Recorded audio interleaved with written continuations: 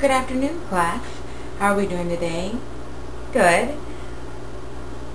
In Mosaic's Straight Talk About Gays in the Workplace, the author talks about how the openly gay workforce has increased by over 25% just between the years 1990 and 2000. This doesn't necessarily mean that our gay workforce that gay people have started to enter the workforce, but it does mean that gay people are starting to feel more comfortable in their environment to be able to come out and be openly gay in public. A lot of Fortune 500 companies have started to adopt their practices to include the gay community. They have allowed for homosexuals to include their domestic partners on their health insurance plans, and they've also adopted sexual orientation language in their non-discrimination policies. As we all know, having a worker that is more comfortable in their workplace will produce better quality results and what will ultimately positively reflect on our company. Now, just because we include our openly gay workforce does not mean that we are acting civilly.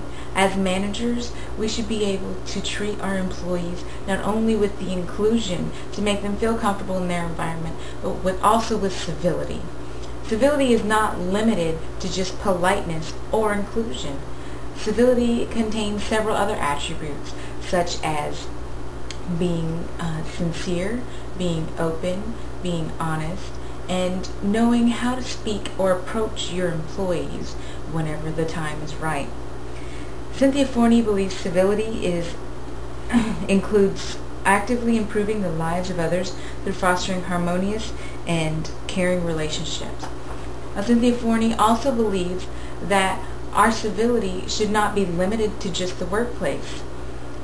Unless we can act civilly in our everyday lives, we cannot pass this on to our employees, which in turn will not be passed on to the final product of our company and or our customers. She has 25 rules of civility in her article. One of them being, do not speak ill. We should never speak poorly of another coworker or of our own company. Both reflect poorly on the company that we work for and will give a negative connotation. That is not acting civilly. Another rule of civility is do not pass the blame onto others. Whether our faults were our own or the fault was of somebody whom we are trying to protect, they were still caused by us or them. We should be able to acknowledge whomever was the creator of the problem and alleviate it that way, rather than letting it get out of control. Not standing up for yourself, not taking the responsibility, is not acting civilly. It's passing the blame on to others.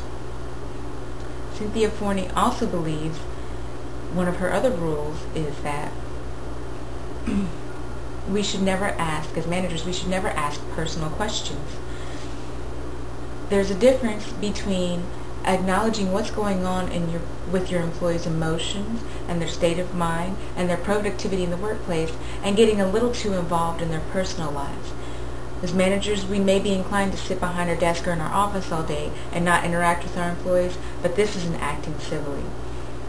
Getting out into our employees' surroundings, into the office, walking around, acknowledging and observing is acting with civility. Asking too many questions or getting too involved or creating any sort of personal bias in the workplace is not acting with civility. So I have a few recommendations from these two articles.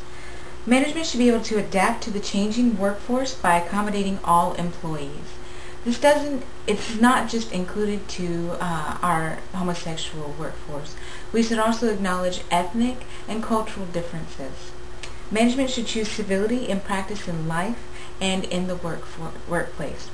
Until you can be sincere, polite, straightforward in your personal life, you can't translate that into your work environment, which will in turn reflect negatively on your department and not create as great returns. Thank you. Now on to you, Erin.